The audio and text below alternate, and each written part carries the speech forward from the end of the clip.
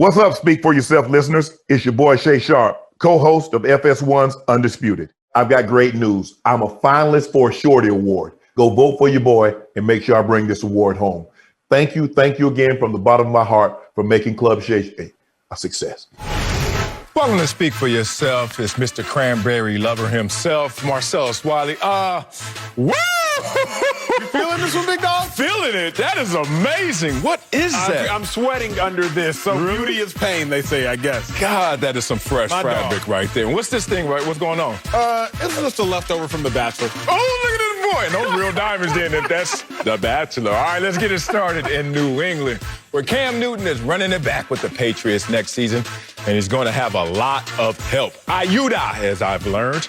New England has been on a crazy spending spree with over $300 million going out to free agents, including tight ends Jimmy Smith and Hunter Henry and wide receiver Nelson Aguilar.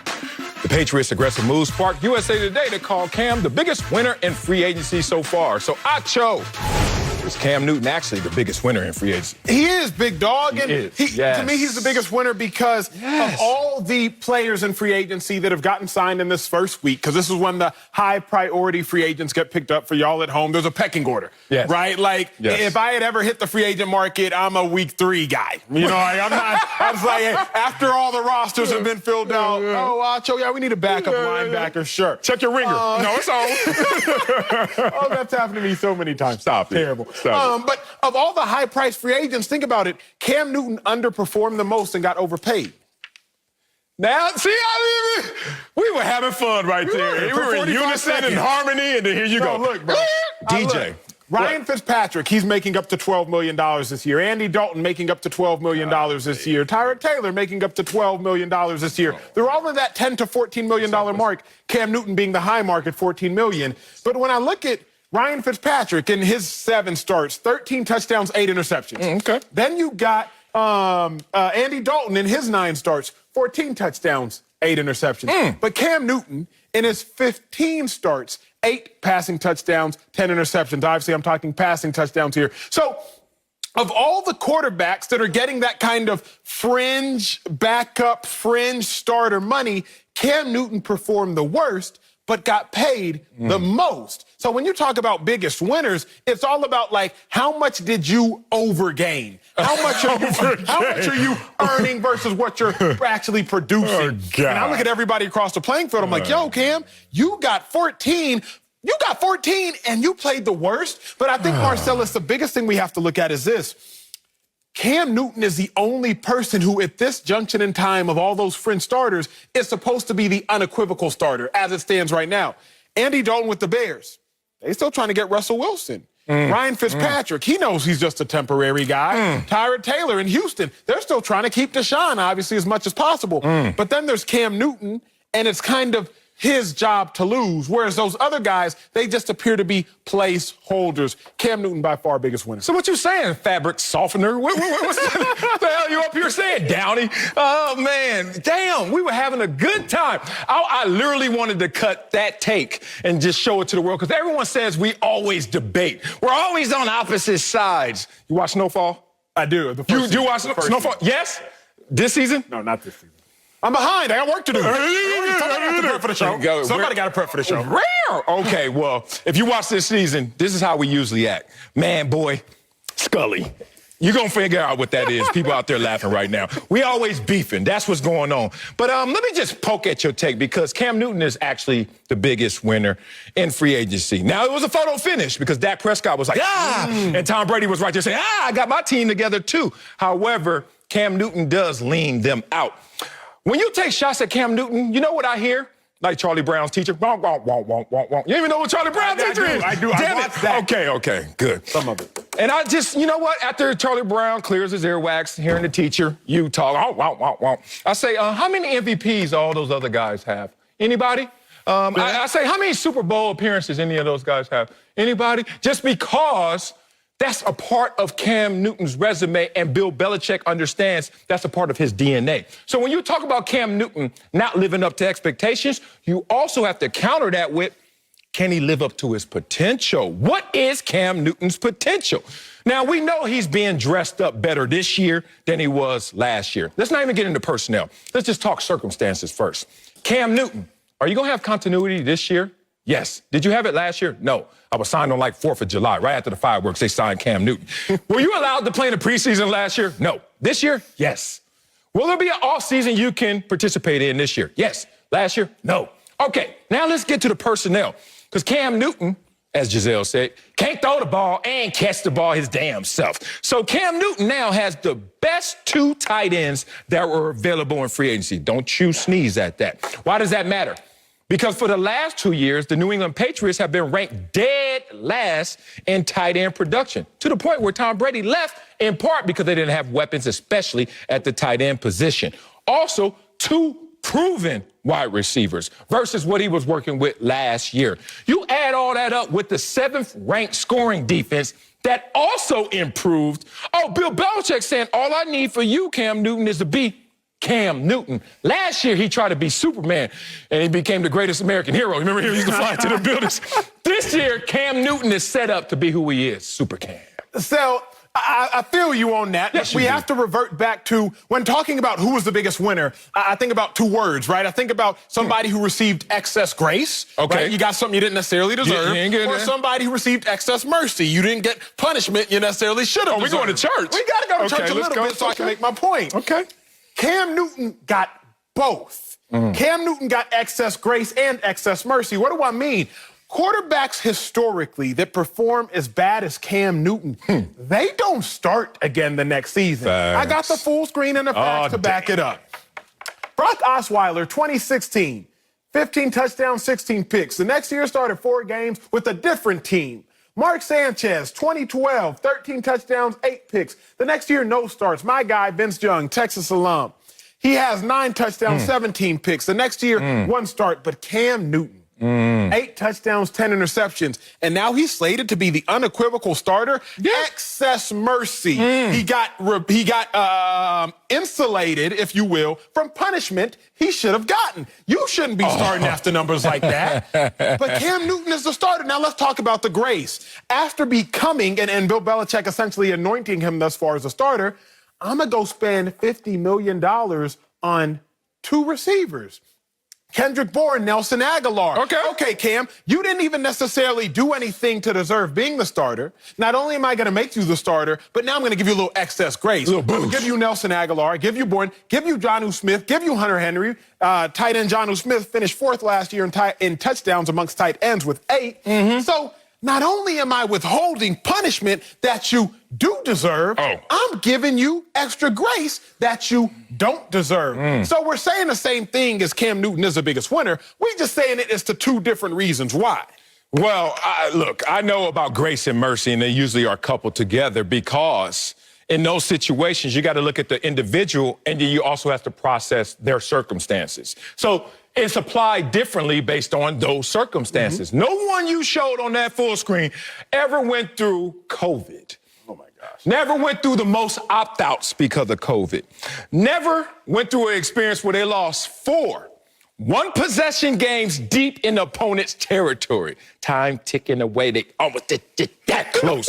And none of them had Bill Belichick as their Lord and Savior. Applying that same grace and mercy. Oh, let me tell you about this team right now.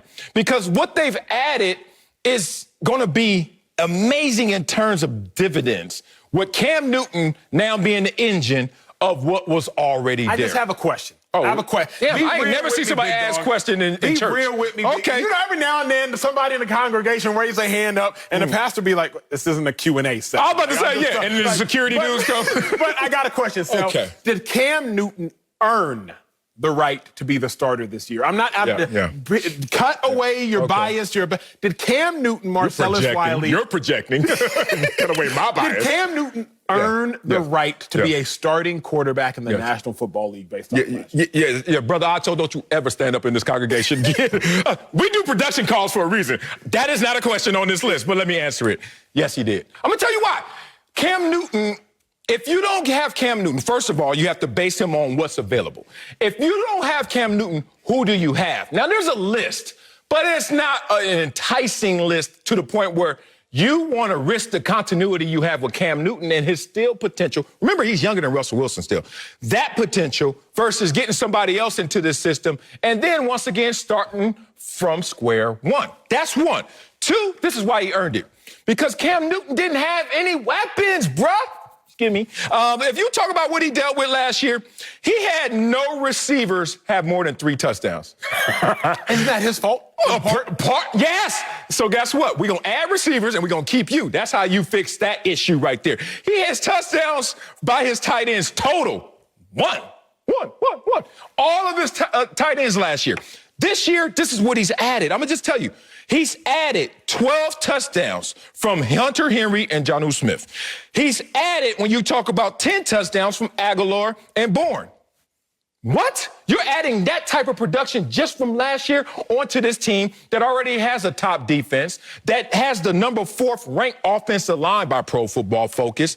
And all they're saying Cam Newton is the same Cam Newton who had more rushing touchdowns than Michael Vick ever had. The same Cam Newton had a better completion percentage last year than even Tom Brady, Super Bowl MVP. The same Cam... Oh, I'm preaching up here now. The same Cam Newton that has won an MVP. All they saying is, dog, just be you. We have now put the makeup on. I know you went out the other day just in sweats. You got caught slipping. Somebody judged you. Now we got the makeup on. See how fine Cam Newton looks this year. But the problem still is this, bro. What? Big dog Cam Newton, he ain't looked the same in years. That's what I need you and the rest of the world to understand. I hope, my greatest football hope this upcoming season is that Cam Newton shuts me up. Because I told you Cam Newton was my favorite player along with Cam Chancellor. The two Cams were my dogs. But he hasn't looked good in years. And Bill Belichick is taking since 2017, and Bill Belichick is taking a leap of faith. A bound of faith. He is, because 8 touchdowns, 10 interceptions. Nothing about Cam Newton's performance from last year says you should be my guy. Nothing about Cam Newton's performance. Yes, something does. Since week 8 last year. I know it looked crazy. It was raggedy. It was jagged. You put all the pieces on the floor and you look, you're like, this ain't no puzzle. This is not going to connect together. But from week 8 on, you know what Cam Newton did? 14 total touchdowns, only 3 interceptions. But here's the that problem. means it's starting to click. Here's the problem. It's starting to work. From week 8 on, he had 3 games with 1 touchdown. He had 5 games with no touchdowns, and I believe he had 1 game with 4 passing touchdowns. Okay. Let's take y'all into the minds of the locker room, Sal, because this is what it comes down to. Yes. All this analytical talk. Facts. Let's be real. If you and I are sitting in the defensive meeting room watching the Patriots tape from last year, we got the clicker right here. We got the clicker. Y'all in the meeting room with us right now. We got the clicker. Why are you leaning back? We ain't in the Cadillac. We in the meeting room. We're pulling up the tape. All right. Nothing about what Cam Newton is doing strikes fear in me as a linebacker. I know for certain nothing about what Cam Newton is doing strikes fear in you as a defensive end. Nothing about what Cam Newton is doing right now, at least last year, is threatening. I might look at Tyrod Taylor and say, hey, if you let him get out in space, he can still get out on you. I might even look at Andy Dalton and say, hey, if you give him a clean pocket, he might be able to hurt you. I might even look at Fitzpatrick. Remember what he did against the Raiders last year? Say, hey, every now and then this dude gets a little magical. Let's not let him get hot against us. But I'm looking at Cam Newton and saying, this isn't the same Cam. Y'all don't worry about the cleats. Don't worry about the swag. Don't worry. This ain't the same Cam Newton. Don't worry about the haircuts. This ain't the same Cam Newton. So if we take away all the analytics and all the making TV, and we just go back to where you and I did best, in playing football, whether in college, whether the NFL, Cam doesn't strike fear in the hearts of defenders anymore. Okay, now we're judging Cam based on who Cam was. That's tough, because when you descend from the heavens, you're still higher than the ground. Like, we're not judging Cam based on the competition anymore. We're judging him based on how great he was. He's not the same. Agreed. However, is it worth a roll of the dice to see how high he can still ascend versus going out there with guys who have limited potential and have never ascended as high as Cam Newton? In the court of law right now, I'm going to win this case. One, because I just said I'm going to win it, but that's kind of rigging it. No, but for real, be real. Reasonable doubt.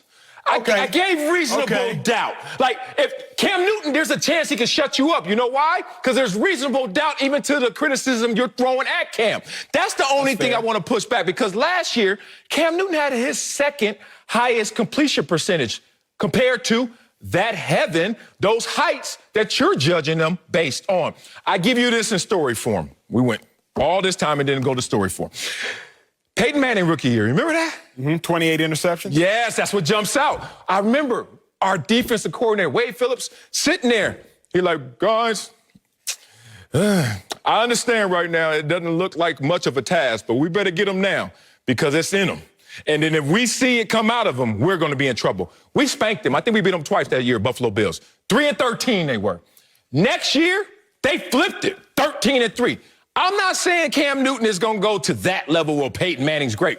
But since it's in him, it could come out of him, and it's still in him. But let me give y'all and you another story for him. 2012, Yes. my rookie year, Cleveland Browns, opening game against the Philadelphia Eagles. Now, because I'm a backup linebacker, special teams dude, all I'm doing is taking notes. I'm a rookie. Starting quarterback for the Eagles in 2012, remember, a man by the name of Michael, last name Vick. But Michael Vick, like, probably 30, 31-year-old Michael Vick. Don't know about my math, but he right there, late 20s, early 30s. Money. I get to Philly the next year, and I'm in Philly the next 3 years. So I see a primed Michael Vick-ish, prime adjacent, you know me and that word adjacent, and then I see a latter Michael Vick, and I'm like, oh, this Vick I played against when we were in Cleveland is not the same Michael Vick that's on the Eagles team right now. Nick Foles ends up replacing him and never gives a job back. So with that being said, there are two ways. I do think that the Peyton Mannings are going up the hill and the Cam Newtons of the world are on the hill. I think one's going up, one's coming down. I totally agree. Our proverbial story. Yeah, I totally agree with that. And I understand that, and that's why there's even reasonable doubt in my take. However,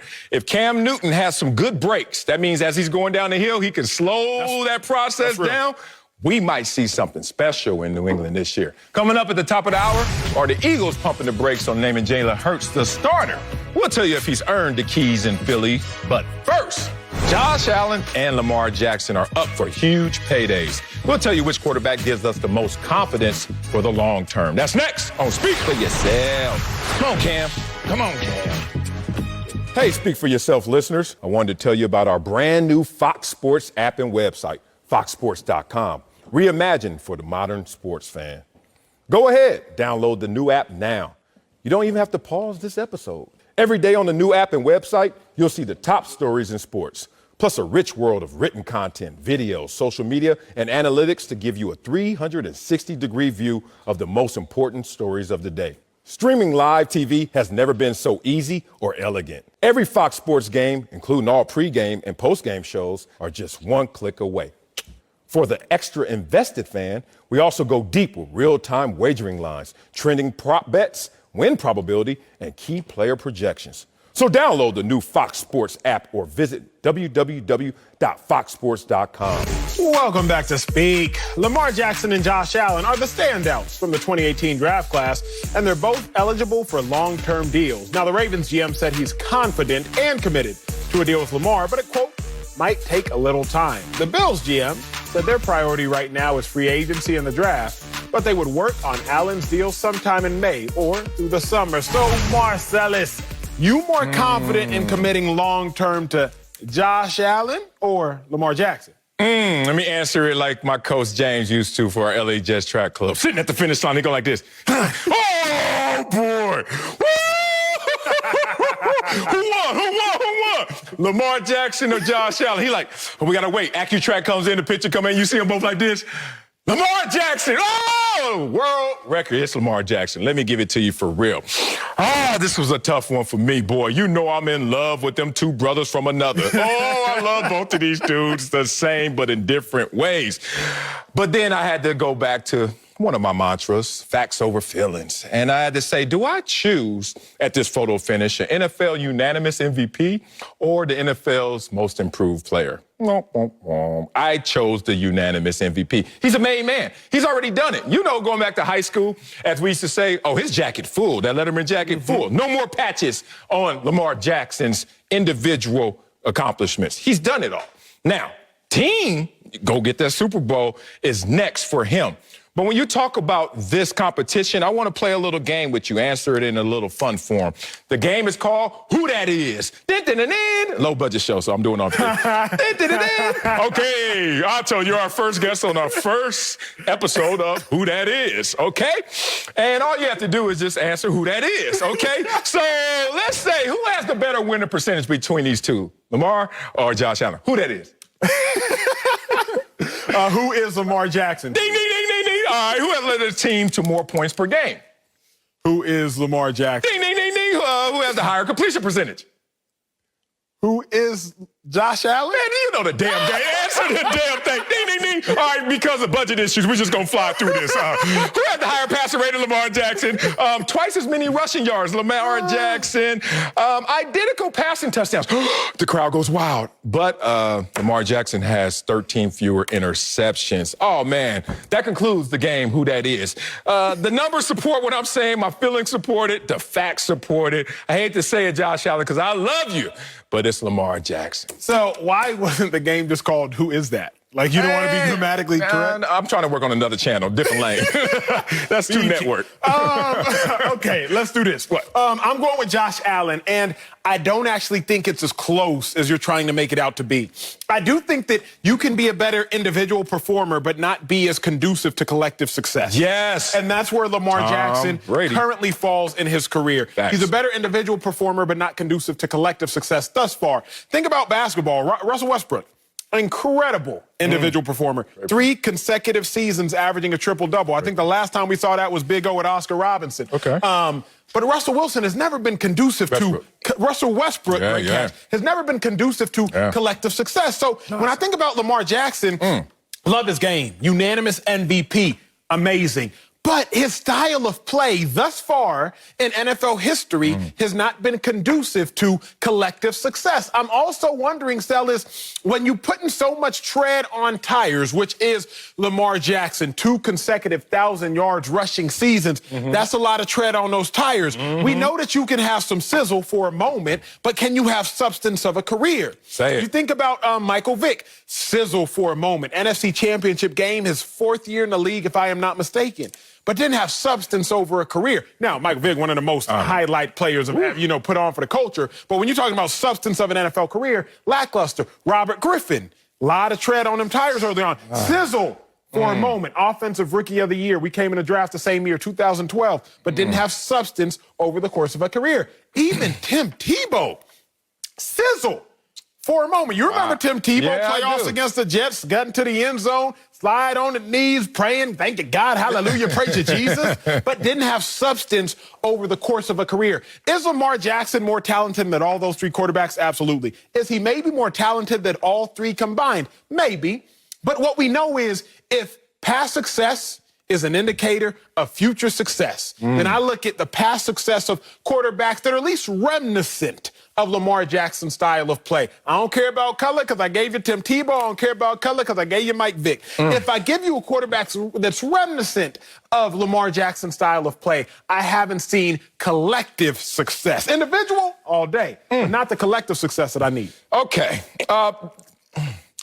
One, I think it's close, but it's really not that close if you really study the tape. It's Josh Allen's way? Lamar Jackson's way. Let me give it to you like this. Please. One, you're talking about tread of tires and wear and tear. That sounds like a genre conversation. That sounds like style of play conversation. More so than what these individuals do to contribute to their team's success. I remind you that John Harbaugh was on the way out. And this organization was like, who's our quarterback going forward? Joe Flacco there. They drafted Lamar Jackson, last pick of the 1st round. They moved up to get him. But the point was, they didn't know which way was up with Joe Flacco in that situation. Lamar Jackson saved the day, saved that team, took them to the playoffs, and more importantly, saved John Harbaugh's job. 2, when you look at this situation, we're talking about a guy, not only has he never had a losing season, and I can look over there at your guy and say he has, but look at these win percentages and look at these records. Lamar Jackson is saving the entire organization, goes 6-1 his rookie year. 2nd year, 13-2. 3rd year, in decline. Oh, my God, he's falling off to 11-4. Now, I hate to do this to Josh Allen because you're my son, but sometimes you got to talk the truth. I ain't going to tell you what you want to hear. I'm going to tell you what you need to hear. I look at your resume, and I see maybe 2 years of subpar performances. And then I see 1 year that pops, what makes me say, are you one and done, or is this just the beginning of something great? But I still hold my breath. Not much, but I hold my breath to see if he can have successive years of greatness. But I've seen that from the unanimous MVP. I haven't seen it from Josh Allen yet. Okay, go here with me, Sil. I need you to rock with your boy on this one. Okay. You said, is Josh Allen one or done? One and done. Yeah, that's it. That's the question. That's the question. Be real. But when I asked the question of Lamar Jackson, I asked this question: can it be done?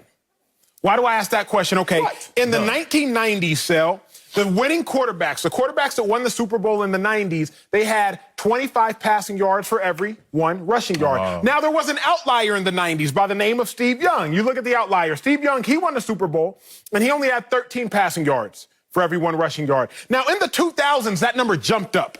Every quarterback who won the Super Bowl, on average, 59 passing yards for every 1 rushing yard. There was one outlier in the 2000s, Aaron Rodgers. He won the 09-10 season. He only had 11 passing yards to every 1 rushing yard. In the 2010s, the number settles again.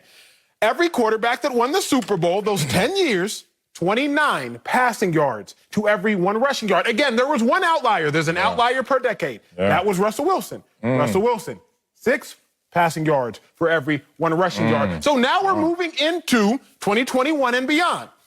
And I ask you, Josh Allen, who on average, I think he's at 6, or on average for his career, he has 11 passing yards for every 1 rushing yard, or Lamar Jackson, who on average for his career has 2.5 passing yards for every rushing yard. So Josh Allen might be one and done, but for Lamar Jackson to reach the climactic point of success in the NFL, we have to find out, can it be done? Because Lamar Jackson and Tim Tebow, they actually average the same amount of passing yards per rushing yard. So what you would be betting on is a statistical anomaly. And if you're asking me, what am I more confident in? I'm not more confident in a statistical anomaly. Is it possible? Anything is possible, but I'm not going to be more confident in something I've literally never, ever seen before. And when I see something close to it, it's once every 10 years. So once every 10 now. That's it. Ooh. Damn, I love working with you. Man, you do not die. I mean, you're a damn roach, bro. You can't even spell roach without spelling Acho. Like, your name is in roach. You're a damn roach. Wait, I can't die. This dude. Did you not? You playing that? Man, I grew up. I was like, wait, you really can't spell You ain't never spelled roach more than once a day? Somebody about to tweet at me, you can't spell roach without Acho, and now I'm sick. I'm sick. I got to change my whole last name. My whole last name got to change because you can't spell roach without Acho. Go ahead. It's facts, man. Go away. Okay, you won't. So now I got to go to outlier, huh? Outlier. I'm out on that take because you're a liar. You're over here telling me that this dude can't do what he does, and it's been done. He's special, man. This is how special he is. Since he's been the starter in the NFL, #1 scoring offense in the entire NFL, not Patrick Mahomes, Lamar Jackson, and best regular season record, in the NFL. I understand he needs to take that next step, but best record and most points. Damn, that's special. What's also special? He's in the category 3rd youngest player in NFL history, got my MVP, and I got my playoff win. Who else? Marino, Mahomes. Everywhere you look in the special category of young starting quarterbacks, there's going to be a name that pops up. Patrick Mahomes. And this dude, Lamar Jackson, Josh Allen is reaching for some of those moments. He doesn't have enough yet. If you gun to your head. Now, let's take you out of context. Roaches in? Will you roaches in? What to my head? Lie detector test? Yeah, a lie detector test. I passed one before. Can you win a Super Bowl with Lamar Jackson playing how he currently plays? I say yes. I say yes. Based on what? You have no statistical evidence. Well, I would say this. Okay. Remember when Colin Kaepernick was in the Super Bowl? Boy, he was special. Boy, he was magical, prolific. He had a style that they didn't figure out just yet. Unless they figured out Lamar Jackson. I don't think they figured out Lamar Jackson. I think what's happened is he hasn't had the proper weapons around him. On top of the passing game is not as sophisticated as Lamar Jackson needs it to be. I mean, I've never seen some of the routes they run, and some of the receivers are subpar. Let's just be real about that. So until I see it all around him properly dressed up, I don't know what his potential is, but I do know a guy they told that couldn't even play the position was not only a unanimous MVP, but led the league in passing touchdowns. Josh Allen hasn't even done that.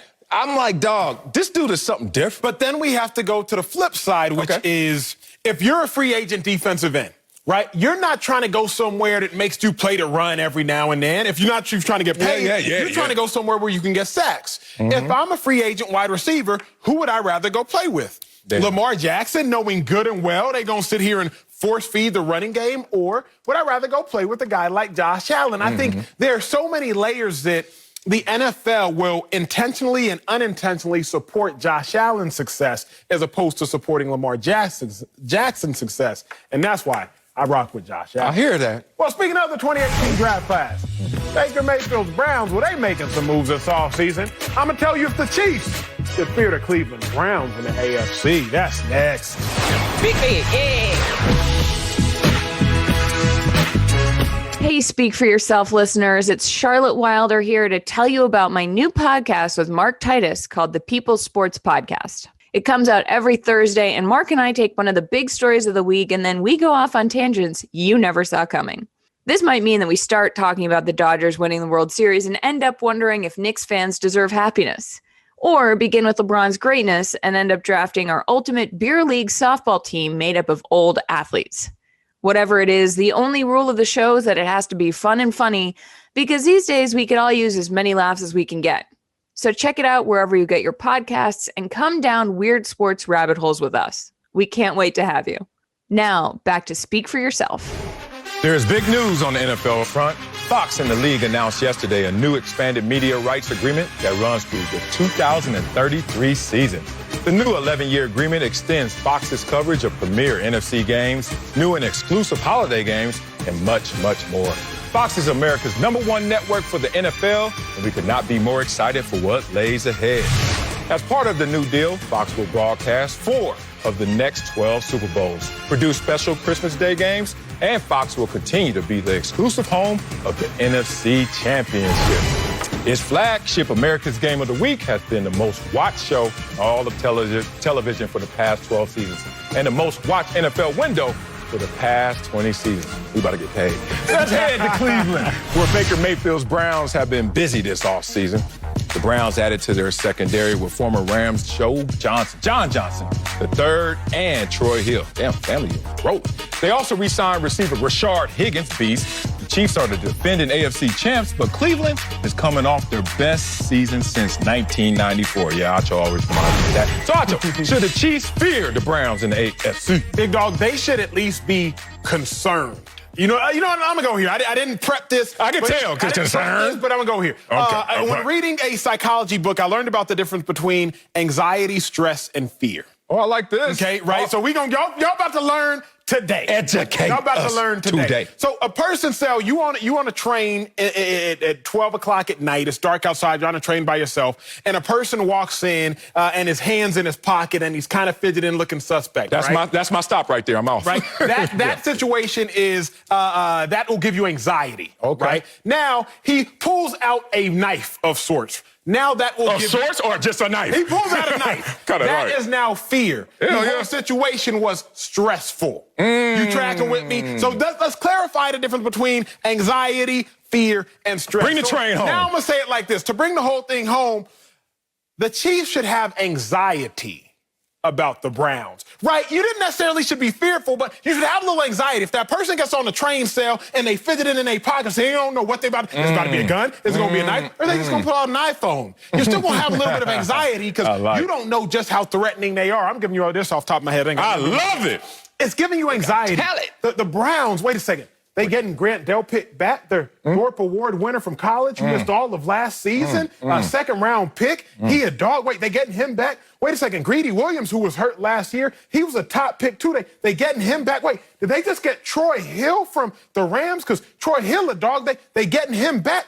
Did we just lose both our starting tackles that were supposed to start at the beginning of last season as the Chiefs? We losing our tackles, and they just got another edge rusher, and Myles Garrett is getting into his prime? That is an anxiety-filled situation. Now, you don't know what they really about to pull out on game day. Okay. You feel me? Is it going to be a gun or is it going to be a super soaker? You don't know what they about to pull out on game day. Soaker. But nonetheless, the fact that they fidgeted in their pockets gives you a little bit of anxiety. Right. So should the Chiefs be scared? Should they fear the Browns? No.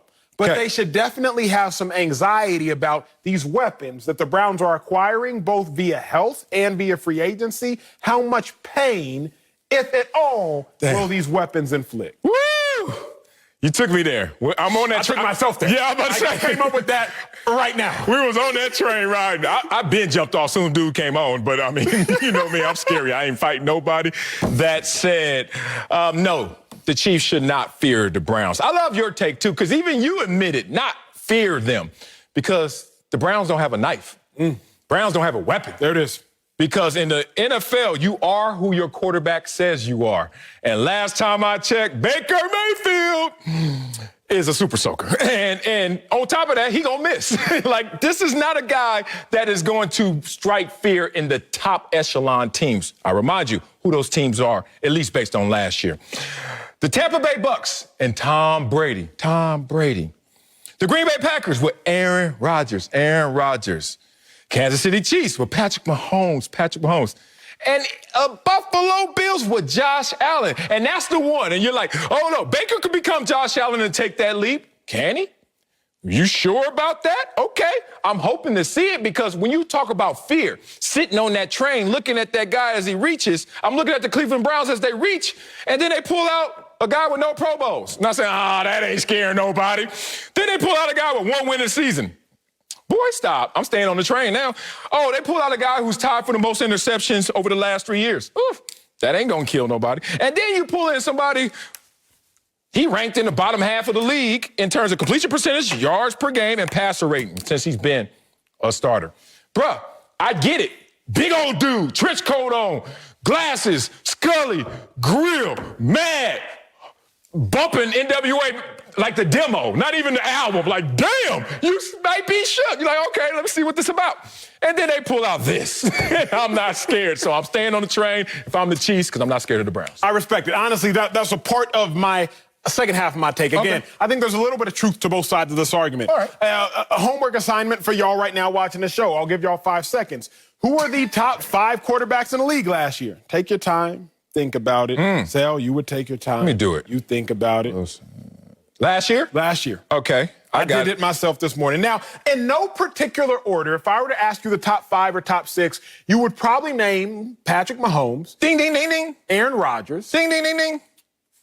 Tom Brady. Ding, ding, ding, ding. Josh Allen. Is he in your top 5, top 6? Close. I didn't write his name down. My top 5. You name Russ. Russell. Ding, You might ding, ding, probably ding. name Deshaun, and then you Josh Allen. Josh Allen, Deshaun Watson. Same there for You you. playing my game. Who that is? So I'm with okay. you. I'm with you owe you, me right? money, too. Copyright. You want my money. Nationally syndicated. So I look at it like this. What? The 4 quarterbacks that were left in the final 4 are in your top 5, at minimum in your top 6. Yes. So it don't matter, Sal, and I'll be trying to explain this to people. If I were to ask you who are the top 5, top 4 quarterbacks, and they're all in the final 4 in the NFL, then it doesn't matter about your offensive line. It don't matter about your left tackle. I didn't ask you who are the top 5 coaches. I didn't ask you the top 5 tackles. I didn't ask you top 5 safeties. I didn't ask you the top 5 linebackers. I asked you who are the top 5 quarterbacks. Say it. And in 4 of the top 5, they ended up in the conference championship games. So while the first part of my argument is the Browns should give the Chiefs some anxiety because of the pieces that they picked up, the buck stops in the NFL with the quarterback. Period. Like, and nothing. Point honestly, blank. bro, we have all these conversations about, man, they got a great new offensive coordinator. Man, they got a phenomenal new DC. Man, you seen that tight end they just signed? Man, that linebacker a beast. Man, that rookie they about to draft out.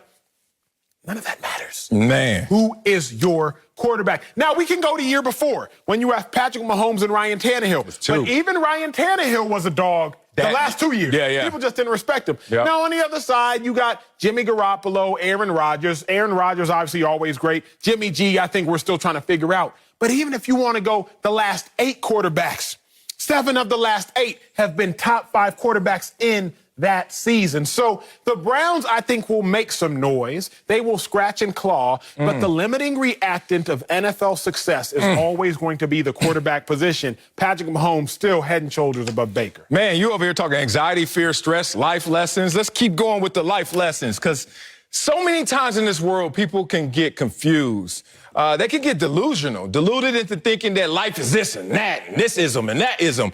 And then it just really comes down to a common denominator of most issues, if not all, haves and have-nots. Oh, you follow the money and you're going to find out, oh, there's people with it who's going to take advantage of people without it. And then it just kind of starts to birth little gremlins of thought and all these isms. I love how you say that because that reminds me of what you just said in terms of the quarterback. Like, you have a quarterback or you have not a quarterback, you in a different category. Let's talk about this. I don't like to beat up on the Cleveland Browns. It's kind of like you and Cam Newton. You know me, I'm an underdog by spirit, by nature. Yep. I'm a Clippers fan, bruh. I'm all day with the underdogs, but you got to prove me wrong. Browns did not have a top 10 offense last year or a top 10 defense last year. Oh, only team to make the playoffs, but was outscored in point differential. All these are negative indicators. I remind people, Chiefs had the #1 passing offense. Bucks had the #2 passing offense. Bills had the #3 passing offense. And where are the Cleveland Browns? 24. Man, you ain't going to close that distance unless your quarterback helps you close that distance. So let's talk about this. Since you are who your quarterback says you are, I remind people that Patrick Mahomes, this is a Chiefs versus Browns conversation. Patrick Mahomes and quarterback wins, they both were starters 2018. #1, where's Baker? 13th. Chiefs, first in points per game. Browns, 18th. Yards per game, Mahomes is first, Mayfield 18th. Touchdowns, Mahomes is first, Baker Mayfield 10th. Finally, your top 10 is something. Passer rating, Mahomes is second, Mayfield is 23rd. I hate to do this because it's the ultimate team game, but if Baker Mayfield doesn't close the gap, it ain't happening. Can we go sociological for a second? Man, that's what we do in this life. It's almost like the limiting reactant, and yes, there are outliers in life. Okay. But the limiting reactant, for the most part, of success is education. Yes. People ask me, Acho, what would you do to reconcile so many of these issues in our society? Education. Education. You can almost whittle away sex at times. You can whittle away skin color. It boils down to a limiting reactant of education. Now, we can start to deduce why everybody doesn't get an equal opportunity at education. That's a separate conversation. But the limiting reactant, outside of several outliers, is education. The limiting reactant of NFL success is QB play. It always has been, and it always will be. Now, you can ask who your mama and daddy is. You can ask what skin color you are. You can ask, what gender do you identify with? You can ask, what country were you born in? You can ask all these different things to try to get a better idea of life success, a better idea of monetary gain throughout the course of life. But really, if you say like, hey, what's your desire to be educated and what's your educational background? That's a big indicator of success in the same manner that who your quarterback? You're like, oh, Bill Belichick is your coach. That's great. Okay, who's your special teams coordinator? Okay, that's cool. Okay, who's your defensive coordinator? Okay, great. But who's your quarterback? You went to Columbia? Okay, bet. Okay. Like, okay, you went to Texas? Oh, you're good too then. But you know, Jason. No, I do rock with you. Golly, I could do this topic forever. That said, forget all that. They had a moment of truth last year. Didn't they see each other in the playoffs? And didn't Patrick Mahomes get knocked out of that same playoff game? And with 7 minutes remaining in the third quarter, Baker Mayfield had a chance to show and strike fear in the Kansas City Chiefs. You know what he did? Just outscored them 7-3. And my man Chad Henne brought it home. You can't beat the backup. You can't beat the backup. How you going to deal with Patrick Mahomes and the Chiefs when the real man is there? Coming up, LeBron James thinks he should have more than 4 MVP awards. We'll tell you if we agree with the king. That's next on Speak For Yourself. Come on, Baker. It's on you. You want to speak for yourself? I'm Marcel Wiley Emmanuel with the fresh fit today. Acho over there. Let's head to the NBA, where the Lakers are rolling since the All-Star break, and now they won 4 straight games in a row. LeBron James had 37 points against the Hornets last night and has carried his squad to the 2nd seed in the West. LeBron has been named MVP 4 times, but he has not won in 8 seasons. That did not sit well with his teammate, Kyle Kuzma. Listen to Kuz. The NBA MVP is a very political award. So, Bron's has been MVP at least 8, 9, 10 times. Everybody knows that. I should have more than 4, I believe. But I don't sit around thinking about it or crying about it, whatever the case may be. I just try to come in the next season and be the MVP and be talked about again. Got to bring in Fox NBA analyst Slick Rick the Bucher, but Acho, do you agree with LeBron that he should have won more than 4 MVPs? I do, man. First off, though, shout out to Kuzma, grade A brown noser. Whenever Kuz gets an opportunity to praise LeBron James, not only does he do it, he does it in hyperbolic fashion. Like, it'd be one thing to say, yeah, LeBron should have about 5, 6 MVPs, but he said about 8, 9 MVPs. We all know that. Like, Kuz, come on, big dog, calm down. Calm down. But yes, LeBron should have more than 4. He should have 5 to be exact, and he should have had 5 in a row. The one I'm going to highlight primarily is when D. Rose won in that 10-11 season. Now, Slick, I see you nodding your head, a little bit in agreement, a little bit in disagreement, but rock with me. We all know why LeBron ain't win that one. And he did not win that one because of the decision. He chooses to leave, go to Miami, and in his first year when he had more points than Derrick Rose, who ended up winning MVP, more rebounds significantly than Derrick Rose, who ended up winning MVP, and 0.7 less assists per game than Derrick Rose, a point guard, who ended up winning MVP. That is a year LeBron should have won. He didn't because people weren't feeling Bron. 1, because you get a little bit fatigued of excellence, and 2, because they were mad about the decision. I showed up in Cleveland right after LeBron left. Remember, drafted to the Cleveland Browns. There was not even a morsel left of LeBron James remnants that said he ever played here. I walked into the owner's suite because the Cavaliers would show love to us and let the Browns players watch the game from there. No LeBron James posters, no LeBron James nothing.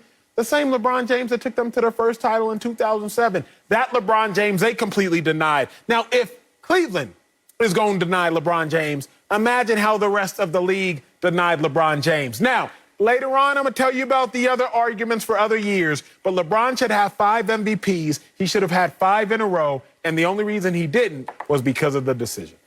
Dang. Well played, Captain Steubing. Well played. I am impressed. We go from the final rose to the love boat. I see a theme developing here. In any case, no, I don't believe that he deserves more than 4 MVPs. It's simply that he didn't win MVP every time he should have. But he also won a couple that he should not have. What comes around. Let's go. When he was in Cleveland the first time around, he took one from Kobe Bryant that he got statistically.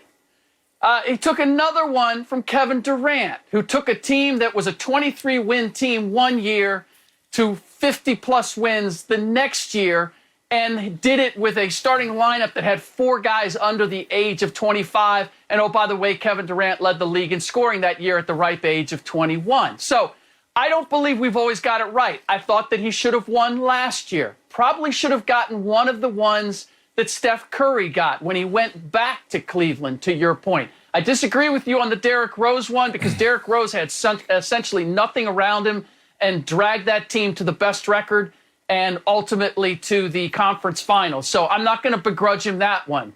And as for Kuzma, I had to keep laughing. I mean, when did Kyle Kuzma become an oracle about NBA history? He's only been here for about a half a minute. Now he's going to tell me about this award being political all the time? Stop it. I need somebody else other than Kuzma singing that song. Well, you know, to Kuzma's credit, Mr. K-Pop himself, he has taken shots at LeBron James before. Y'all remember when his trainer went out there and said LeBron was running from Kawhi Leonard, and then they had all that, and Kuzma dropped the tweet, called a spade, then deleted it. So it gives a little credence to what Kuzma's saying because Kuzma also will take a shot at the king. But this one, I think, is factual. I will start at 7 MVPs minimum for LeBron James. Let's go back in history. When he finished second in MVP to Steve Nash 05-06, LeBron had a career high. This is the king who had a career high 31 points per game, nearly 13 more points per game than Steve Nash did at 18. And he had more win shares than Nash, but Nash got that one. Okay, let's go to 07-08 when Kobe won it. But rest in peace, Kobe the Great. LeBron had more points per game, more rebounds per game, more assists per game, and a better field goal percentage than Kobe. LeBron led the NBA in scoring that year, y'all. But people were like, this is a consolation prize to Kobe because a couple years before, he lost it to Steve Nash. Okay, let's go to 2010, 2011. When he lost to Derrick Rose and Dwight Howard. LeBron had 1 to 2 MVPs before that. So they got tired, just voter fatigue in that one right there. But LeBron had more points per game, more rebounds per game, and almost identical assists. Identical assists to Derrick Rose, but they gave it to Derrick Rose. Come on, man, that voter's bias came out at least 3 times to make this 7. If you want to go with K-Pop Kuzma, then you start getting into the 8 and 9 number. But the point is, certainly more than 4, y'all. So if we know the what, and the what, at least in Marcellus and my eyes, is that LeBron James should have more, I think we got to talk about the why. Why doesn't he have more? And the why, to me, Slick, I believe you're a voter on several awards. I'm not for sure. Slick, you vote on the MVP award? Yep. Great. Yep. So my Have for dog, 25 Slick, years. you more credible than us. But the why, in my opinion, is very simple. Like human nature, we all like new things, shiny toys, the new Christmas gift, the new birthday present. So what is the new thing? Russell Westbrook, when he averaged a triple-double the first time over the course of the season, that was a new thing. Haven't seen that since, Oscar Robinson, if I'm not mistaken. So he won the MVP award. Now, Russell Westbrook did it for 3 consecutive seasons, but he only won 1 MVP award because it was no longer the shiny new thing. Steve Nash averaged 19 points and 10 assists. In a day and age when we're seeing T-Mac put up points, Allen Iverson put up points, Kobe Bryant put up points, in a day and age where the star is the scorer, Steve Nash was not only scoring, but he was also assisting and leading one of the most prolific and new types of offense. Mike D'Antoni, the running gun, Steve Nash, Amari Stoudemire, etc. It was a new thing. LeBron James, at first, was a new thing. Wins his MVP 8-9, wins his MVP 9-10. But by 10-11, not only is he not new, he's in a new place with people not showing any new love. So if you want to talk about the why didn't LeBron James win more MVPs, it's because he was no longer the new thing. So the last point I'll bring up is the Steph Curry. People argue LeBron should have won over Steph Curry that year. But remember, Steph Curry, the new thing, record-setting three-pointers in the NBA. So I try to wrestle more with Slick the why. Why do the Slick Ricks not show LeBron James the love he deserves? And I think it's because human nature, we all get infatuated with the new thing. Well, certainly, look, having a vote does not assume credibility. The voting results are proof of that. And because we haven't always gotten it right in terms of the voting. And then this is the other part. Like, if we're going to talk about LeBron James not having enough, Kobe Bryant only having 1 MVP is just inexplicable. So I take issue with the fact that LeBron mentioned that there are other guys that should be unhappy. The reality is he should have said by name, Kobe Bryant should have more than 1 MVP to his name, and he doesn't. So I have nothing to complain about.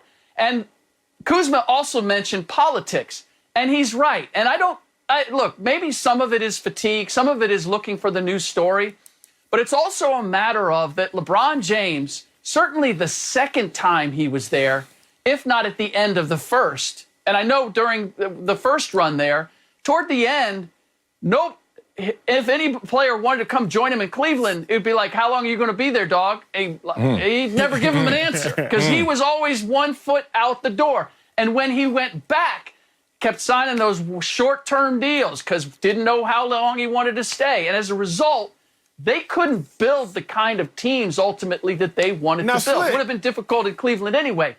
But that's where the politics comes in because LeBron never had those overwhelming teams that his talent might have been able to forge, in part because he was always looking to the next thing. So, yes, we're all looking for the next best thing, LeBron included. Slick, I got a question, though, because you left me hanging, and therefore I'd have to assume you left some of the viewers hanging. You said LeBron James should have 4 or something, but you didn't tell us where. Yes. Now, you are the resident NBA expert, so I need to know which ones should LeBron have had, which ones should he not have had, and conclude with the number, right? Like, you the NBA dude, you know more than me about the game, so you might lose some people, but for the sake of my knowledge, because I'm genuinely curious, what years should LeBron have for sure had, and what years are you saying he shouldn't have had at all? Give me your final answer by the years. Yeah, look, well, there's there is, in many cases, like James Harden and Giannis Antetokounmpo 2 years ago. Either one. I voted for Harden. Somebody wants Giannis. I don't have a problem with it. Last year, I thought it was LeBron's. It was clearly LeBron's last year for what he was able to do. If we're going back, I'll give him one of those in Cleveland the first time around, but I'm not going to give him both the one that he took from Kobe and the one that he took from KD. Kobe would have had back-to-back if that had not happened.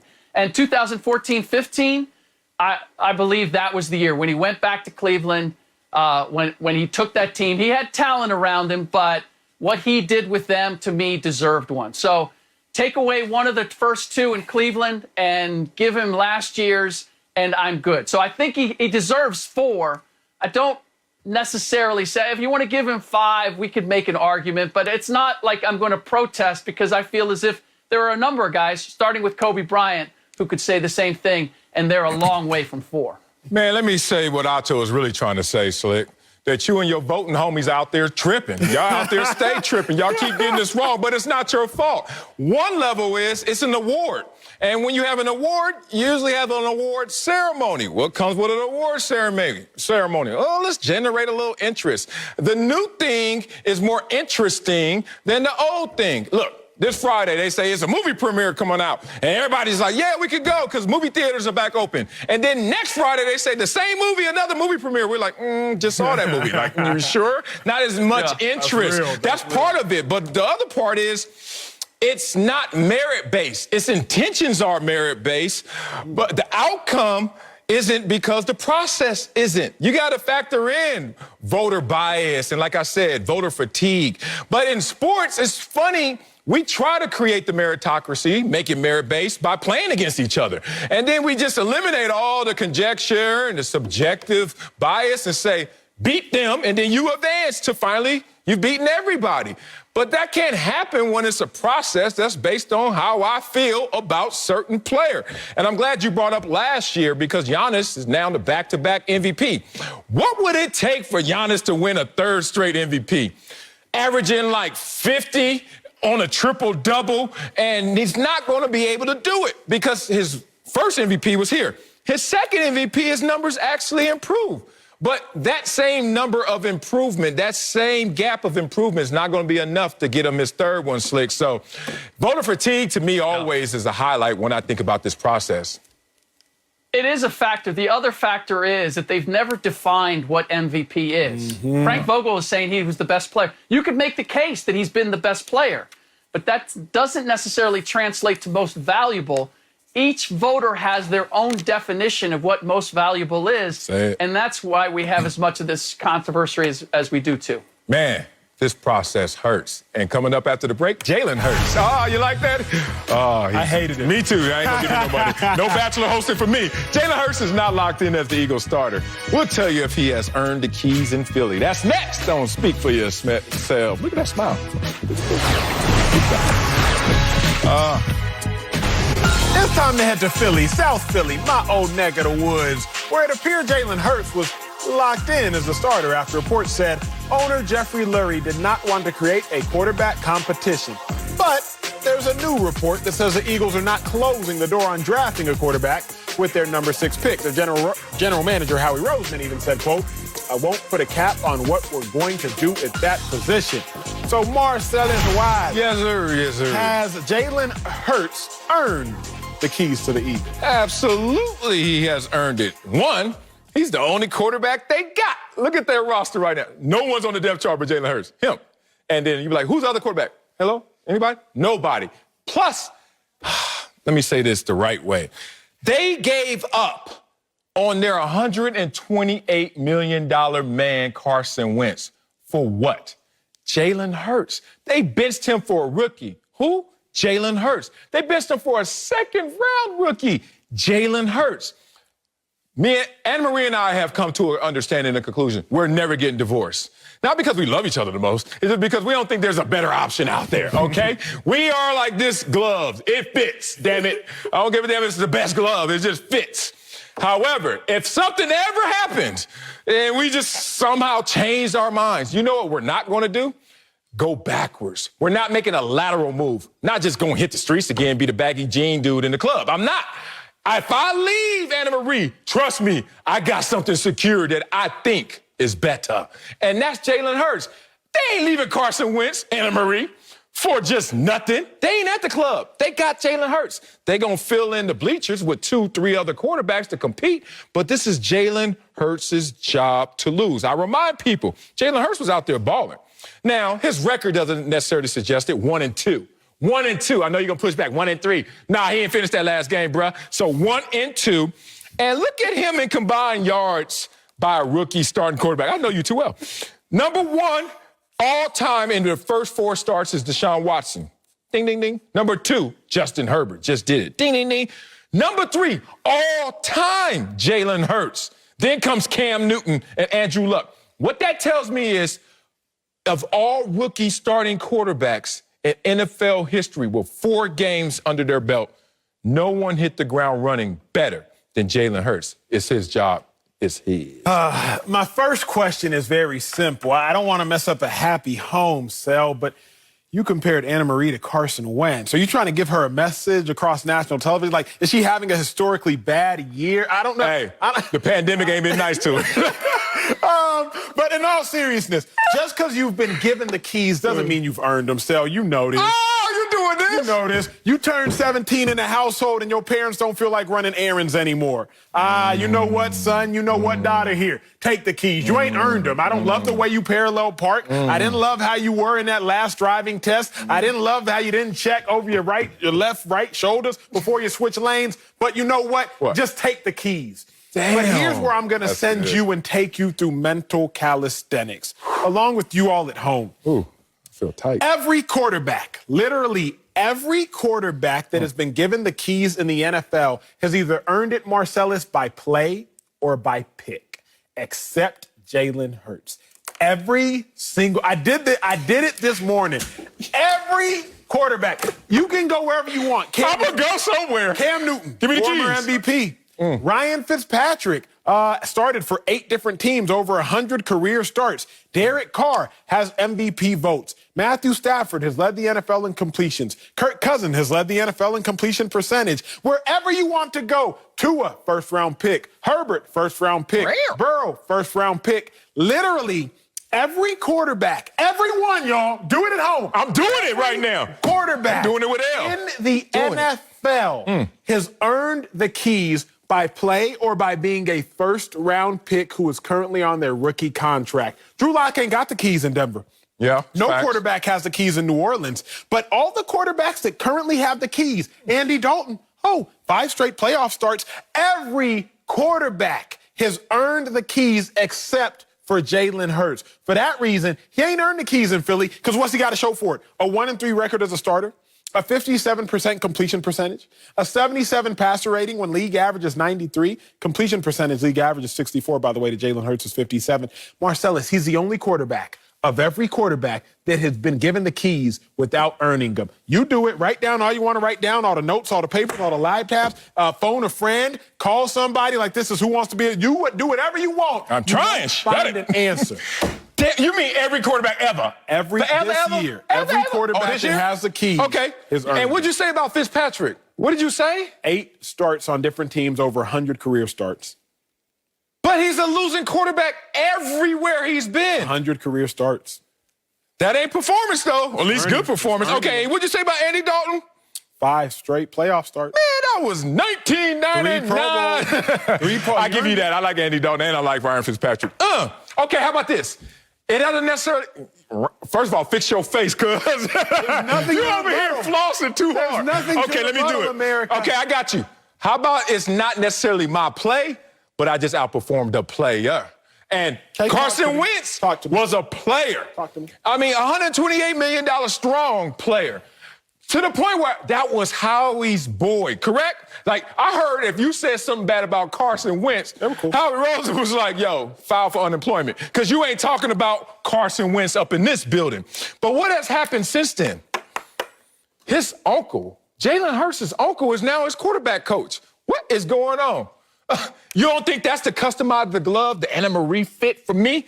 Yes, that is. They are trying to make this situation customized. The owner is on record saying, hey, let's build up Jalen Hurts. Let's not go out there and create a controversy or a competition. And then you see how he tried to come back and say, because of the draft status and you want to keep teams guessing in the draft, oh, we're not going to cap what we're going to do in the draft. How about what the kids say? That's cap. He lying. He ain't lying. He just trying to protect the draft situation. So all I'm going to say is this. In the 3 games where Jalen Hurts was the starter and played the entire game, Eagles had the number 2 offense in the entire NFL. Sounds like performance to me. Averaged 437 yards per game. Sounds like performance to me. And then if you want to compare him to the player, Carson Wentz, they average more points per game, more yards per game, more yards per play than they did with Carson Wentz. So maybe you're not the pick. Maybe you're not the player, but if I outdid the player, maybe it's me. That's fair, but here's what it sounds like, Sel. It sounds like you're choosing between a lesser of an evil. What do I mean? I've never drank to this day. I've told you this. You've never had a sip of alcohol? Never had a sip of alcohol. True story. Damn, dog. And so whenever I go out, I'm always the designated driver because I want to control my fate and the fate of the friends that I'm going out with. And also because I've never drank. I am the best option. Now, Sel, when I go out with some friends, if they tipsy, if they drunk, they might be like, okay, you're more sober than I am, so you should drive. Well, I mean, no, you and I only had 2 drinks. Well, I had 3, I had 4. Okay, well, I only had 1. But you know who really should drive?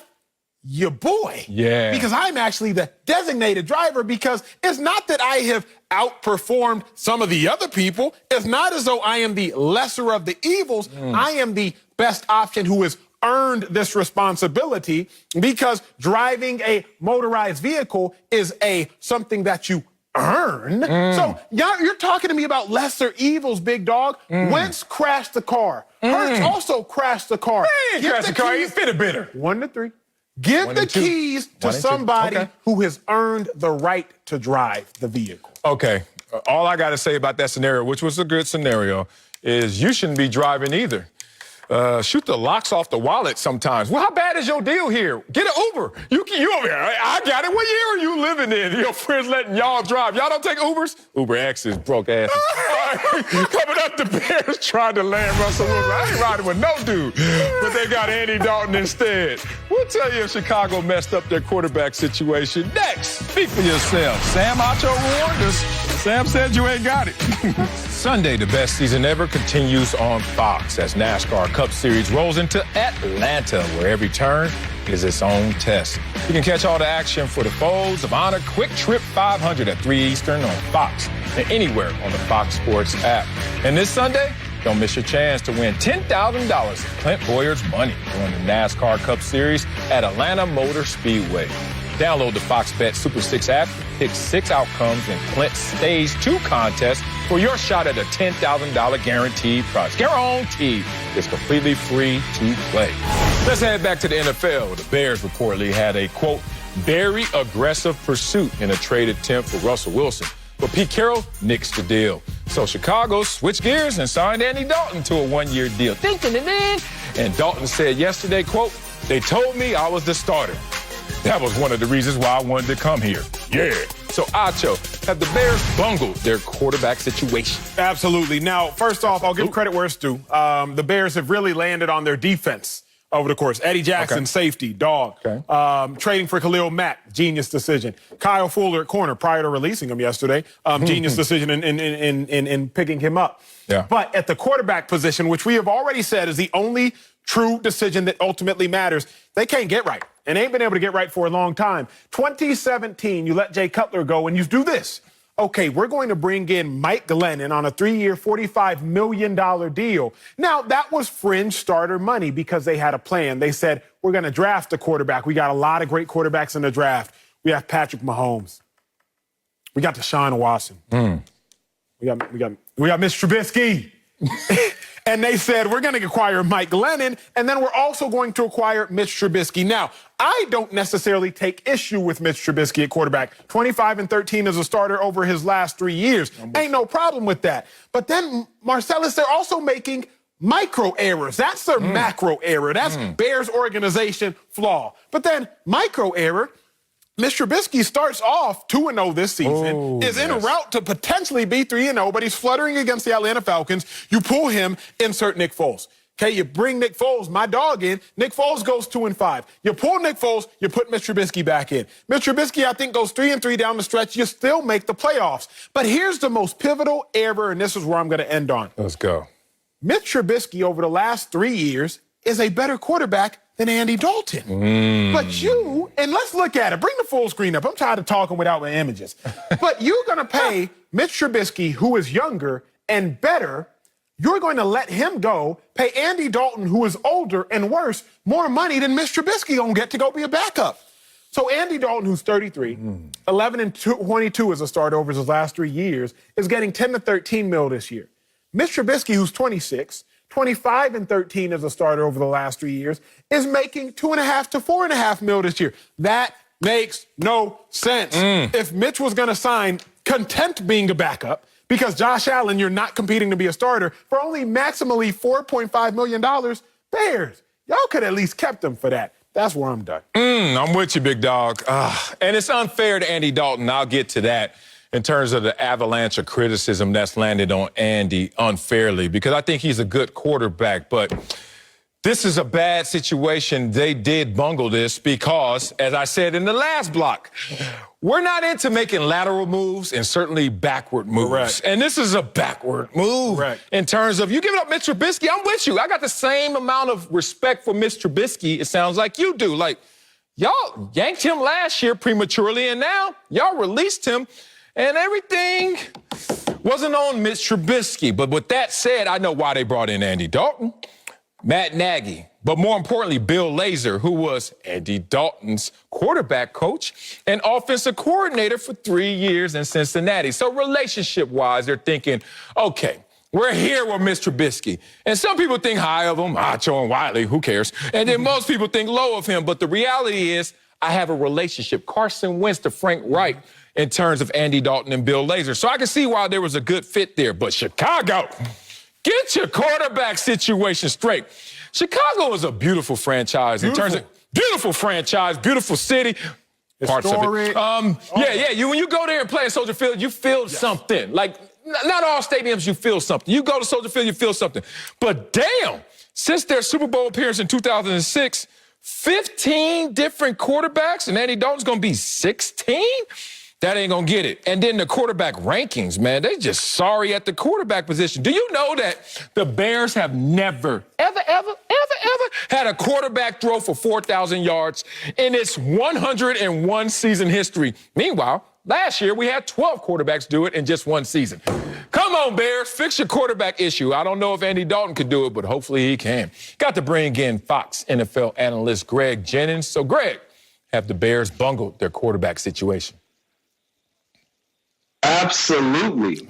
They bungled it. They fumbled it. They've done everything possible to get this wrong. And I don't cut them any slack. Obviously, this Bears franchise has been a story franchise for years. One of the oldest teams in all of football. And when you look at it, their experience, their culture, their level of success has always been on the defensive side of the ball. And I just believe you owe it not only to the organization, but the fans and those players that you have to get them a quarterback that will suffice. And I'm not just talking about Andy Dalton, because like you said, Wiley, I'm going to exclude Andy Dalton right now and just talk about the Bears and their issue. They have failed everyone involved. Ryan Pace, the general manager, Matt Nagy, he's the offensive guru. He's the guy that brought in Mitchell Trubisky, who I believe, like you just alluded to, is the better quarterback when you compare he and Andy Dalton at this present moment. But when you have an opportunity to grab Russell Wilson and you offer what you offer, have no problem with what they offer. Continue offering. Continue to explore.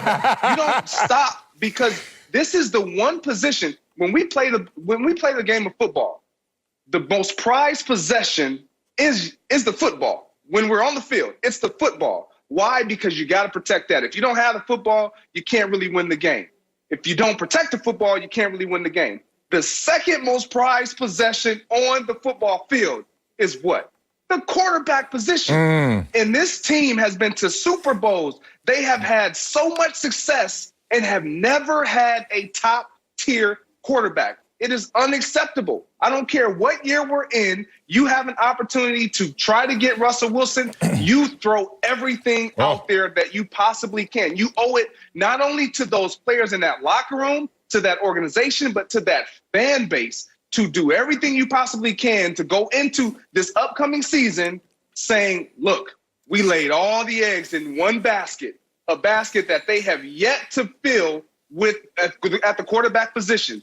You've never had a guy that was transcendent at that position. As good as Jay Cutler was as far as his talent, he wasn't that guy. And Mitchell Trubisky, the list can go on and on and on.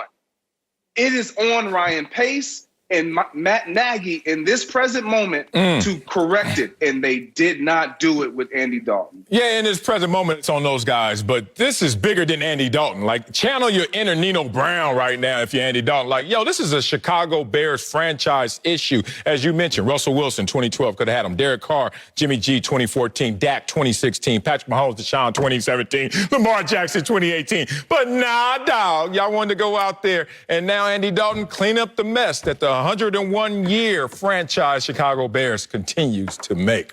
Coming up, the NCAA says they fell short after a video showed the weight room disparity between the men's and women's teams. We'll discuss. That's next.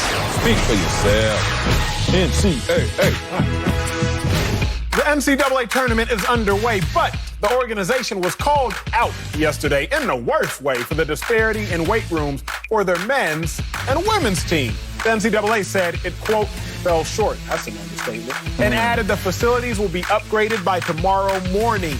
Oregon's Sedona Prince took the video that showed the major differences. Y'all take a listen. I got something to show y'all. So for the NCAA March Madness, the biggest tournament in college basketball for women, this is our weight room. Let me show y'all the men's weight room.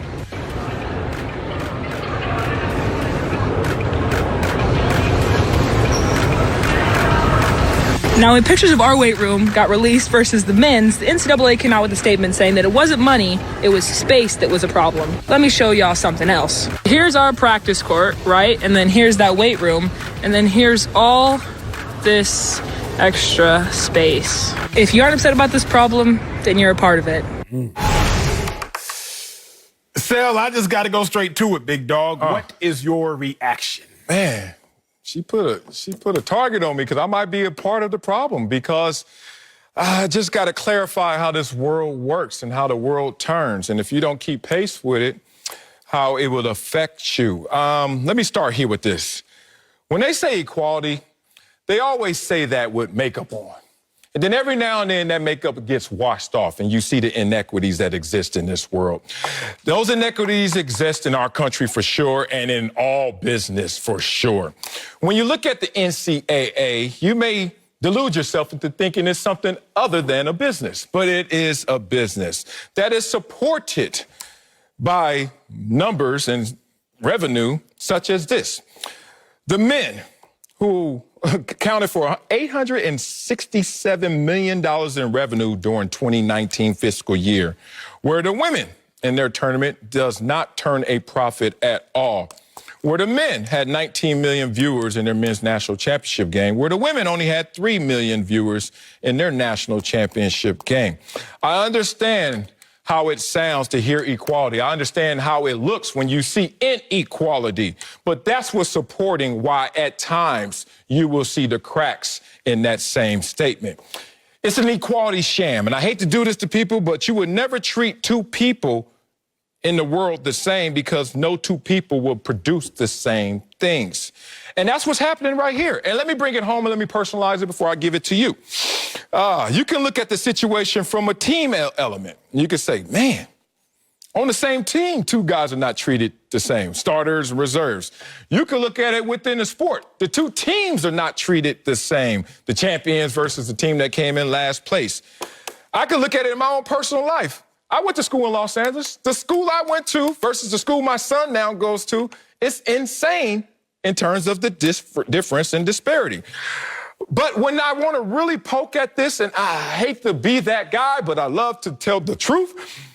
If you look at it, even the women's game is different. Now, the simple solution is where the men work out, the women work out. You know why? Because where the men play, the women play. The court doesn't change, or does it?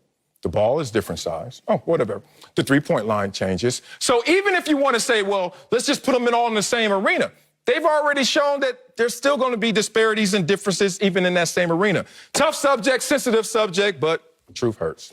It is a tough subject. I think this. Number one, we sometimes we blame the women's game for not turning the same profit and not producing the same fandom, et cetera. Yeah. But then it's also a matter of self-fulfilling prophecy because we can't give the women athletes that minimal of facilities and expect to see any sort of maximal result. Like you and I both played sports at the highest level, and what we understand is this. There is a diminishing returns of atrophy, if you will, if you don't work out.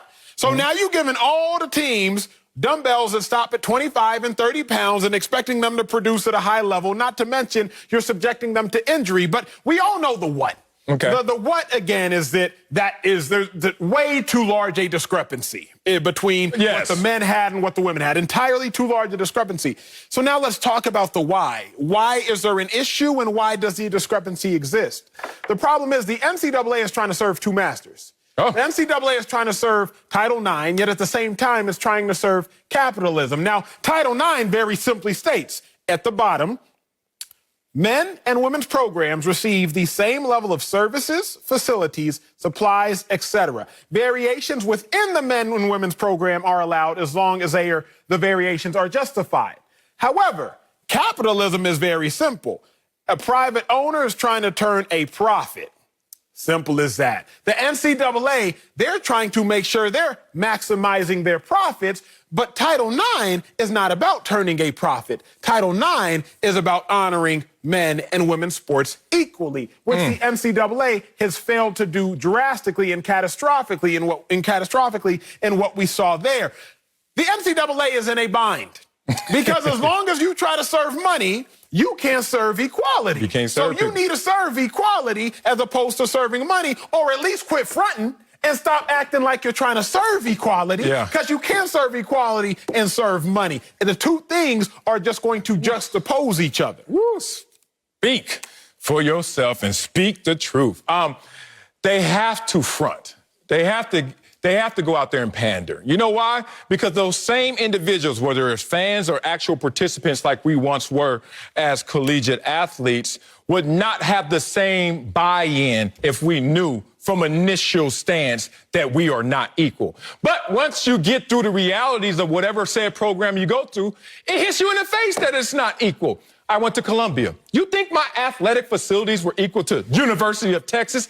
Hell no. Matter of fact, within the Ivy League, there's disparity. And then on that same team, when we walk in that same weight room, when I walked in there, I was treated a lot better than some of the other guys who were going to go on and be CEOs at Fortune 500 companies.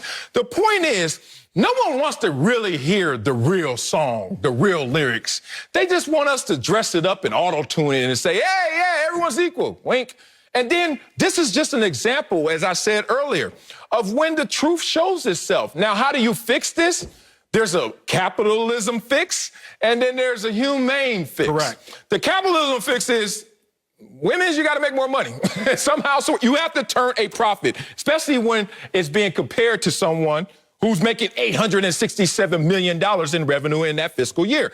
Or two, you have to say, look, we want to let you know that Acho was a better high school football player than Marcellus Wiley was. Therefore, he gets offers from University of Texas. And if you have the proper support group and you really look at yourself in the mirror, you realize even Acho and Marcellus weren't equal at that said point. So I'm easily a person that can understand what's at play, but sometimes people can't catch that, and I understand their emotions. I'll say this, and this is not just in regards to this issue. This was in regards to life in totality. Primary tension is bred through unmet expectations. Ooh, say it again so I can. Primary tension Shoot that. is bred through unmet expectations. If you go home, Marcellus Wiley, and you clean up the whole house and it's spotless, and your wife come back and she doesn't even honor that, you had an expectation that the work that you did would be honored, and she didn't honor that. Now, all of a sudden, y'all got some tension because tension is bred through unmet expectations. The NCAA has set an expectation based upon Title IX, the governing bodies, based upon the sentences within Title IX that said men and women's programs receive the same level of services, facilities, supplies, etc. There's an expectation. The NCAA is not meeting the expectation, and now tension is arising. Y'all at home in the NCAA, just remember, if you set an expectation and Title IX set that expectation, you better find a way to meet it, or you're going to find some tension. Say it, brother. Speaking of tension, Carson Wentz has some. But now he's getting a clean slate in Indy. We'll tell you how his Colts teammates would feel about their new quarterback. That's next. Speak for yourself. Say it again, brother. Carson Wentz was introduced as the Colts' new quarterback yesterday. All right, Carson Wentz. Wentz acknowledged at the end of his days in Philly were not fun, but added, quote, I did everything I could to be supportive of Jalen Hurts and my teammates. Okay. Wentz gets to turn the page, and Colts owner Jim Irsay said his new quarterback can be the centerpiece that gives Indy a chance for greatness. All right. So, Acho, how should Colts teammates feel about Carson Wentz? Still, they got to be hesitantly excited. I think it's like your real conversations from the last 2 days. It's like if you get back with an ex and y'all had a former fling, it's like you're hesitantly excited. You know what Carson Wentz is capable of based on getting back with his ex and Frank Wright and what the high moments. But you also know that Carson Wentz is capable of having some low moments. If I'm a Colts teammate, I would be like, man, we were a great quarterback away from being in an AFC championship game. We were. Like, Phillip Rivers was good last year. He was good. 24 touchdowns, 11 interceptions, 65% completion percentage. Like, he was good. He wasn't great. Carson Wentz has the potential and the ability to be great. We a great quarterback away from being a top 4 team in the NFL. Oh, I'm excited about that. But it's all about what's Carson Wentz going to bring to the table. Yeah, here's the thing, though. I like how you say, what do you say, hesitant, excited or something like that? Excited. Man, look, I told you, getting back with your ex is a failure sport. Like, it doesn't work typically because you just don't start at square one. You think, I'm going to take the good from the past, and then I'm just going to add a little sugar and then say, here's the icing on the cake, which is the present. But you got to remember, this is not the same dude you left, Frank, right? This is a whole different animal. So if I'm his teammates, I'm looking like, I'm suspect. Like, I'm looking at this dude you ever seen in the meeting room. There's somebody in the back just like this. Stone face, like, make a move. Like, let's see what you're going to do, Carson Wentz, because there's no birthday cake, no candles, no presents, no flowers. I don't know who you are. Look, this is how I would say it for real, because I was a dog as a teammate. Like, I'm a real nice dude, but I keep these jokes directed at you, and you better bring them back. That's how I show my love. That's my love language, humor. I would look at Carson Wentz like, dog, damn, how you get benched in the worst division possible? On top of that, you got benched by a rookie. On top of that, he wasn't even a first rounder. You got benched for a second round rookie. You sorry. And then he'll look at me and be like, no, I'm going to prove it to you this year. I promise. Like, prove it to me this year. Why haven't you proven it over your 5 years? I remind people out there, since Carson Wentz has been in the league, Kirk Cousins has had more wins. Marcus Mariota has had a higher completion percentage. Jared Goff, more passing yards. And Derek Carr, a higher passer rating. None of those dudes are better than Phillip Rivers. So basically, I would sit there and say, we got worse at the quarterback position, but we got better as a team. How does that make sense? So I'm still stone-faced in the back of the locker room looking at him like, make your move. But it's almost like this, Sel. Carson Wentz's highs are almost as high as any quarterback in the league. Yes, Carson Wentz's highs. Singular. High. Two of them. 2018, 2017. His highs are as high as top 3 quarterbacks, top 5 quarterbacks. His lows are atrociously low. So then the question then becomes, Sel, it's like, look, would you rather the person who you can win a Super Bowl with, but you can also win 3 games with, or the person who you'll just win 7 or 8 with? And how we know we can win a Super Bowl with Carson Wentz? Carson Wentz. How do you mean? Look, he on a sweatsuit like you. Look. The team was 13-3. The Eagles won the Super Bowl with his backup, who was lesser than him. So the company you were working at, then you left, and then they IPO'd, and you said, you left. Would you rather be excited about somebody that can take you high, but also take you low? He can somebody finish it. that's just here. I want somebody that can finish the deal. Don't start what you can't finish. But still, that voice changed. No, here's the thing. I don't even need this. Sal, I've told you this before. I got my Bentley, I got my Toyota. I got both of my whips. I got both of my whips. Why you got a Toyota? To hide? No, because the Toyota's steady. It's so faithful. You can put stuff in the back. You can throw your bicycle in the back. You're so faithful. Toyota's going to run much longer than the Bentley, but the Bentley you'll experience more highs about. If I'm more excited about one, I'm not being level-headed and being excited about the Toyota. You know what I'm being excited about? What? Bentley. Because it gave me higher highs. As long as you like wash Carson it. Wentz. Coming up. You don't wash it. Cam Newton, now he calling his sweat lemonade and calling out his critics. I like that. At the same time. We'll tell you what we think about all that. That's next. See for yourselves. Cam Newton is coming back to New England, but that has not stopped rumors that the Patriots are still looking for a starting quarterback. Cam said he's listening to all of his critics, including me, and posted this message on Instagram. Y'all take a listen. Once again, to let you know, that's lemonade. You feel me? That's hard work. Been hearing a lot of reports that's going around that's stating the obvious stuff. All the Patriots are getting this. All the Patriots are getting that. Now, the main question is, what is Cam gonna do? That's funny. I would not have wanted it any other way. I'm used to this feeling. I'm not new to this feeling. So let's get right to it. Let's go. You like Cam Newton calling out his critics? Not really. Not this one. I like Cam Newton in general. Look, he's my spirit animal. I need to be more like Cam Newton in love with social media like this. But that's me every morning. Ask Anna Marie. You know, to eliminate. Like, I'm a... Just without the abs? Shut your trap. I sweat a lot. That's all I'm saying. But Cam, actions speak louder than words, and certainly IG videos. Come on, Cam. All I'm going to say is this, man. I hate that I have to hate Cam Newton's play because I love what Cam Newton did. I'm all for Cam. No. Acho, nothing like you, Cam. Shut him up, girl. Have a great weekend, Fox Bet Lives. Next.